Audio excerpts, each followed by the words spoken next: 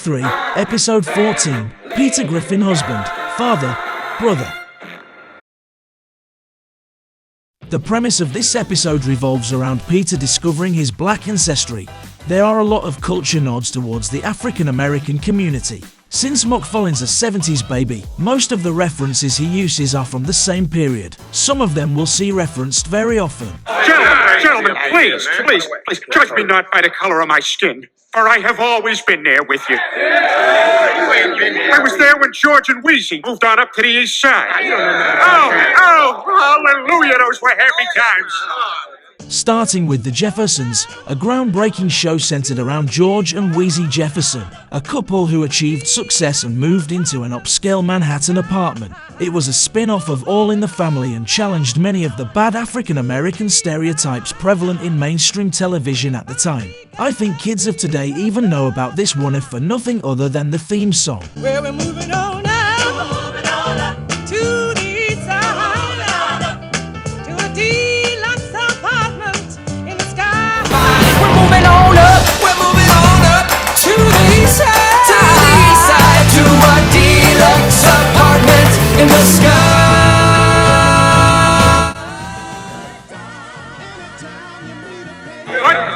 But I was also there for the bad times. When Florida lost James to that tragic auto accident. Then of course there's mention of Good Times, which I think everyone in the English-speaking language knows about. In the season 3 finale, it's announced that James, the father of the Evans family, was killed in a car accident. This was a huge loss for the show, and the impact was felt by the characters and audiences alike. And I was there when Tootie got those terribly painful braces. Oh, yes. Tootie from the show The Facts of Life was portrayed by Kim Fields. Her braces became almost a sort of symbol of her character. Even though I've never had braces, they are just one of those things that look like it hurts. I couldn't really get into The Facts of Life, but I am still told it's one of those classic shows that was important during its time. And when Arnold Jackson got beat up by the Gooch, I was there. And lastly, there's Different Strokes, another groundbreaking sitcom we've seen MacFarlane reference a few times before. The Gooch was a mysterious and often mentioned but unseen character. It's season 1 episode The Fight when he first begins a chronic pattern of bullying Arnold. So before you decide that I don't belong here, remember this. I was there! Were these some of the more significant moments of these shows? Maybe. Dynamite!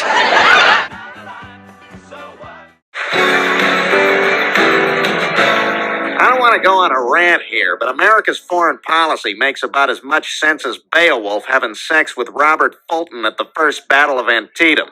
I mean, when a neoconservative defenestrates, it's like Raskolnikov filibuster deoxymonohydroxynate. What the hell does rant mean? Dennis Miller Live was a talk show that aired on HBO in the 90s, hosted by comedian Dennis Miller. It's known for its distinctive format and intellectual humor, as you can see in the Family Guy clip. There's a lot to unpack here, so I'll try to get through this quickly. America's foreign policy I've never understood America's foreign policy, especially post 9/11. makes about as much sense as Beowulf Beowulf is a Geatish warrior. having sex with Robert Fulton at the First Battle of Antietam.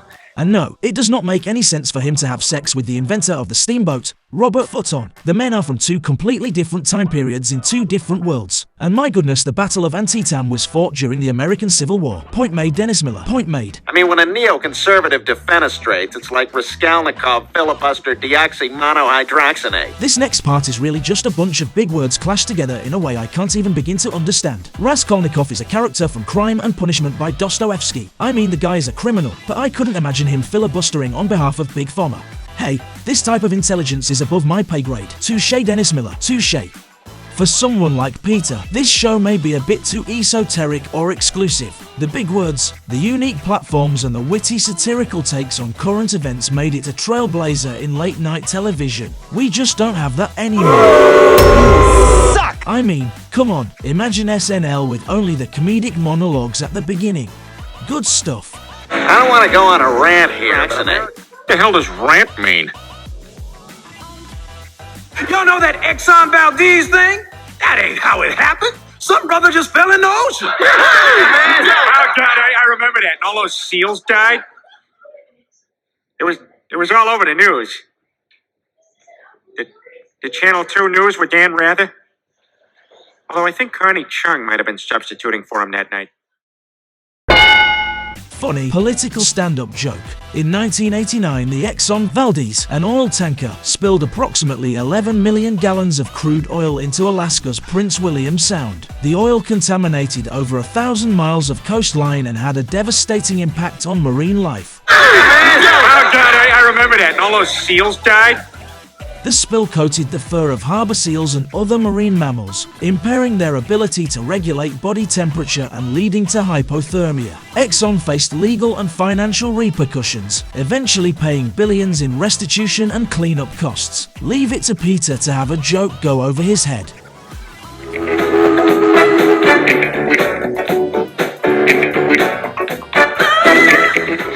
Oh my God, you turned the den into Pee-wee's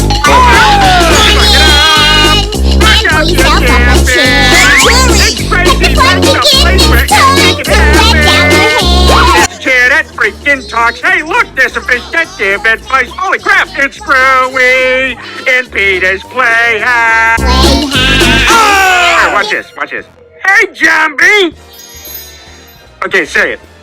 Mecca like a high. My God, I hate you so much. Peter, that reparation money should be going to a worthy black charity. Lois, the king of cartoons will be here in 5 minutes, and I will not have you embarrass me. You're acting ridiculous.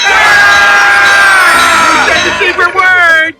I'm telling you, Juice, she's screwing around behind your back. And if I were in your Bruno Marlies, I wouldn't stand for it. Another Mai Tai? Thanks. So listen. We all know where he's going.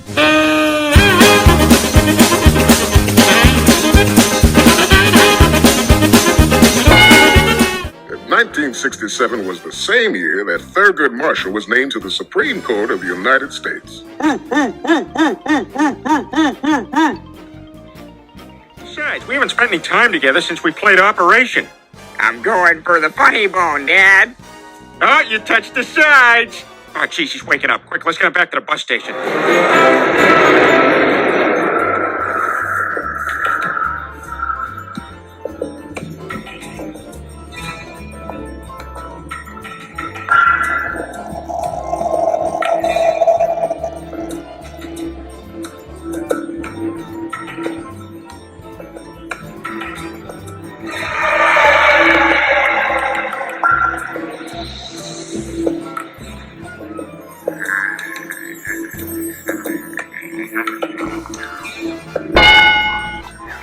Oh, sorry. Hey.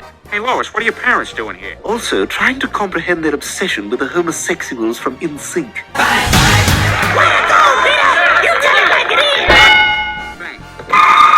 Peter, what's wrong? He's speaking in tongues, Lois. Our son is possessed. Next, start at Psalm 41 and don't stop reading until I tell you. The power of Christ compels you. The power of Christ compels you. Peter, stop. In 1840, Nathaniel Nate Griffin used to groom horses. What the hell? Holy crap, I'm black! Actually, since Peter Griffin is really Peter McFinnigan, technically he has no black ancestry roots.